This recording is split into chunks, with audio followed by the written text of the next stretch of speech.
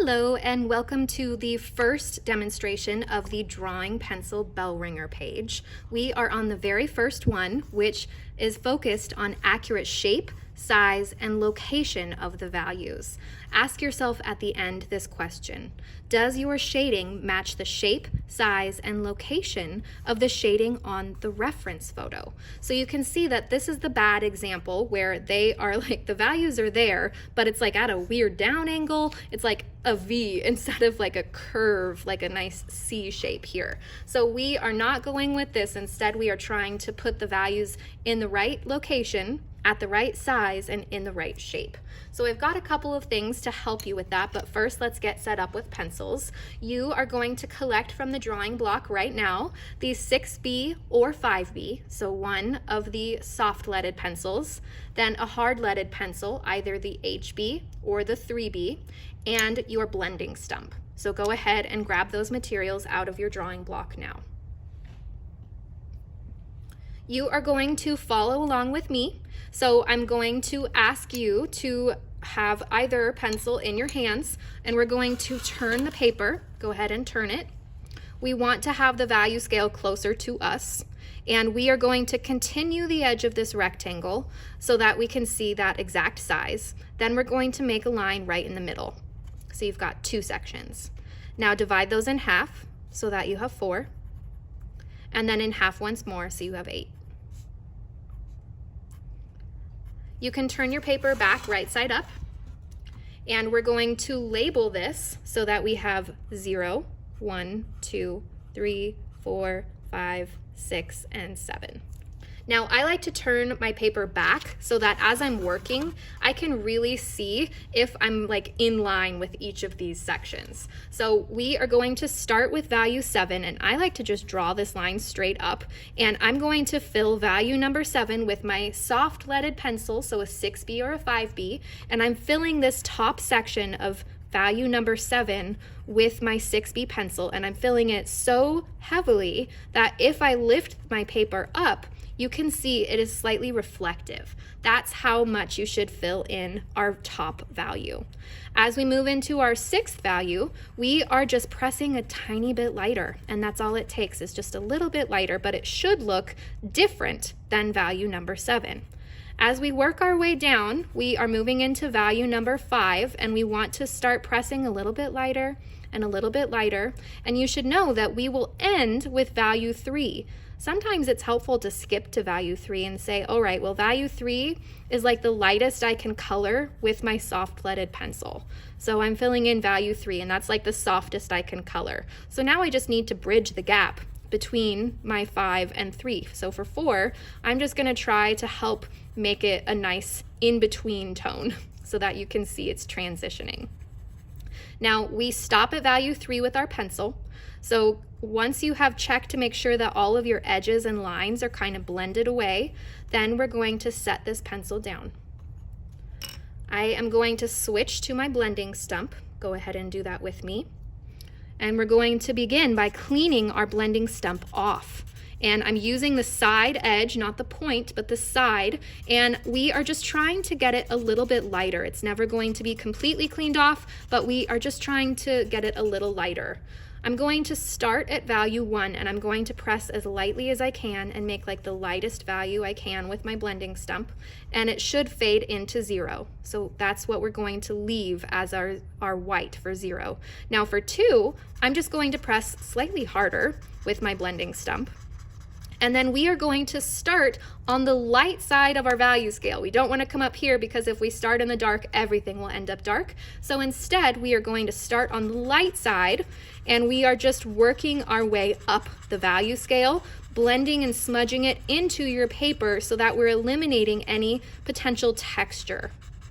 We want it to be super smooth. And that is all you need to do for your value scale. We're going to swing that around. Set your blending stump down. Next, we are going to pick up our 6B pencil, and we're going to look for the outermost edge of this circle. So that means it's as far out as your pencil can touch. Set your pencil there. Now draw a line straight down. And it should be straight compared to the rectangle on the outside edge. I like to turn my paper to draw this next line, and I'm going to find the outermost edge, put your pencil there, and draw a straight line out compared to the bottom of the rectangle. And then I'll turn it back. This is just to help me make sure that my values are in the correct location. So I have two meeting points, this point where it touches and this point where it touches. I am essentially just connecting those dots. So I'm just going to, with like a slightly curved line, connect those dots. This is going to be the highlight that is underneath our shadow. Then we're gonna come slightly above the tabletop edge. So here's the tabletop, just like equal amount from how low it is beneath it up to the edge above it. So we wanna have that be like right in the middle. And then this is also connecting down to this little mark.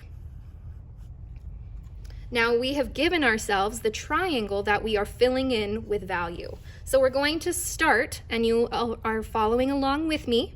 So we're going to start on the right side of this triangle, and we're filling it in with solid black. And then we're just going to slowly let that fade out to a medium tone as we work our way to the end of that triangle.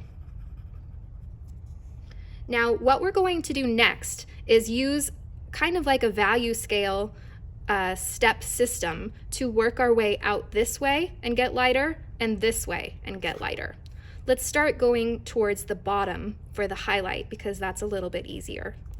We're going to go up against this edge with our 6B, and we are pressing lighter and lighter and lighter. We don't want this to be left white, so we want to make sure that we at least fill it in with a 3-level value. Remember, that's the lightest we can color with a pencil. Now that's good enough. We just want to have a transition so that it's not like a stark triangle next to a 3 value. We want to have a little bit of transition. Now we are working the opposite way. So I'm going to come up to where it's darkest here, and I'm just kind of bringing this value up and helping it to get lighter and lighter. And I'm going to do that as I work my way down. So I'm just pressing lighter and lighter. And we kind of want to start curving this up at the end. So I want you to notice that this shape right here, take a look up here on the board, is like an eyeball. So that's sometimes helpful for people to see that shape and know, okay, I'm trying to lift these edges just slightly so that it's curving around that shape and making an eyeball. Now, as we work our way up, we're trying to transition fairly quickly, and we're pressing lighter and lighter and lighter. So go ahead and try this with me. We're pressing lighter and lighter as we're working into that eyeball, but we want to keep that eyeball shape. Let you get caught up.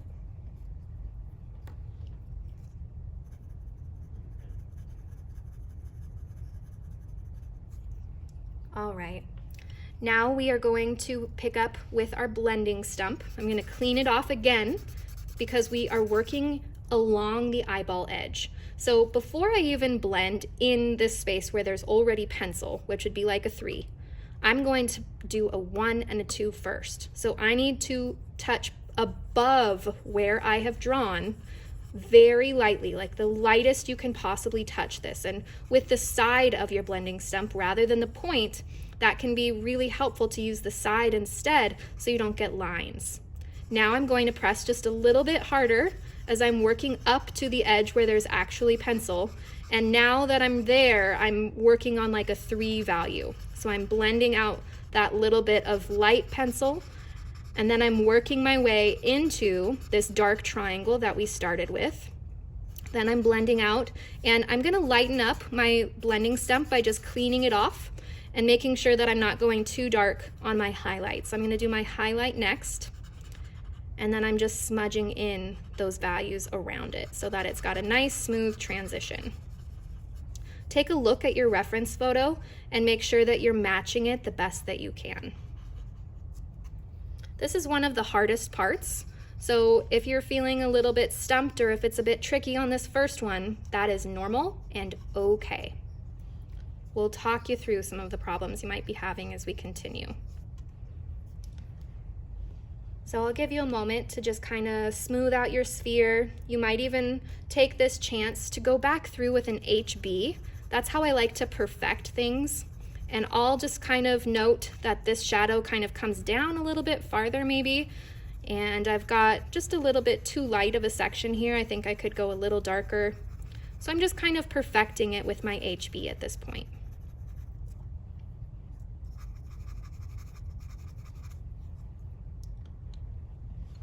All right, now we are going to shade in the shadow. That is this triangle underneath our sphere.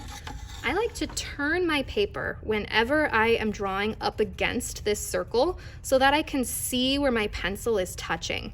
It might seem tedious to turn your paper every time you have to color up against the circle, but it will really make a difference. It is something I'm asking you to do because it really works. It makes a big difference to be able to see whether you're touching that edge compared to coloring just normally up against that sphere. Your pencil lead is in the way, so you really cannot tell if you are coloring up against the edge or if you're just close to the edge. So we are filling in that triangle. Then I'm going to give myself the outside edge of that shadow, which comes straight out from the triangle and dips down, comes straight along the bottom and dips up. So it's sort of rounding out as it reaches the edge, but it does go off of the paper. Now I'm going to fill in this background space of my shadow, and it is all solid black except for this last little part where we are getting a little bit lighter. Next, we're going to fill in our tabletop, and I'm going to begin by outlining this little sliver of light so that I don't accidentally fill it in. And we are using about a 4 to fill this in. So not super dark, but we want to make sure that it is dark enough to match this image. So really take a look, and it is fairly dark, so a 4 is pretty good. We're using a small circular motion to fill this in. We don't want to see any lines in your background. We also should see a difference between the dark shadow and this tabletop. So if there is not much difference in yours, that means you might either need to darken your shadow or next time do a lighter tabletop. We're using small circles, and as we reach these outside edges of the sphere, I like to just turn my paper so that I can make sure that I'm filling in up against them nice and neatly. I'm also going to make sure I leave this little highlight along that top edge. Next, we're going to fill in our space in the background behind our sphere. So I'm going to give myself a border around the sphere first. And I'm using a very dark value, not my darkest, but probably like a 5 or 6, probably closer to a 6. So I'm giving myself this border and making it nice and crisp right up against that edge, because this area where it's white on the sphere but dark in the background is a high contrast area. So we want to make sure that we are keeping that area so crisp and clean and tidy and neat. Otherwise, it is very noticeable. So we want to fill in and give ourselves a border before we begin. And then we're just using small circles to fill in that background. And you should not see any of your lines. And it would, of course, be faster to fill it, just like filling it in really quickly. But using small circles is worth your time, because then you don't have to go back and fill the gaps that are left between those lines that you've added. So I'm just using small circles, filling in that background space. We want to keep it nice and crisp along the outside edges of the rectangle as well. And you're filling any little patches that might be left behind with your circles. So we're just filling in this last little patch. The second to last step is to use your blending stump to come in and smooth everything out. Remember that we always start with the lightest thing that we're blending, which will be the tabletop. So I'm going to use the side of my blending stump so that it fills quicker and I'm not getting lines left behind. And I'm just using that to kind of blend out the texture that is left behind. I'm also using this as a chance to narrow those little highlights along the top edge of the table. So we want those highlights to be as skinny as you can make them while still being visible. I'm also going to blend out my shadow and just make sure that all of this is so smooth and doesn't have any texture left behind.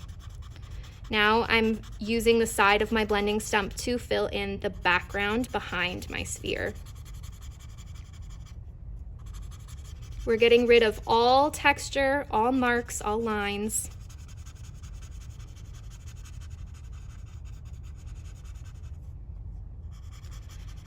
And then our final step is to take the HB pencil, and we are texture perfecting. We're gonna go through and fill in any little gaps that might be left next to lines. We are filling in anything that is too light. Like looking at my example, I think I made that highlight much too light. So I'm going to bring in a little bit more shadow, and I'm going to fill that highlight with just a little bit more value from my blending stump to make it not quite so bright. I'm also going to just continue sharpening with my HB. This is that final step, so we're just perfecting through here. And this is a step where you should take your time. So this is the final part of the video, but I will let you continue to work for a little while longer because this step is something that does take a little bit of time. So as you're working through this, just be looking back and forth between these two images to see if there's anything that you can possibly do to make it look more like the reference photo. Thanks for watching.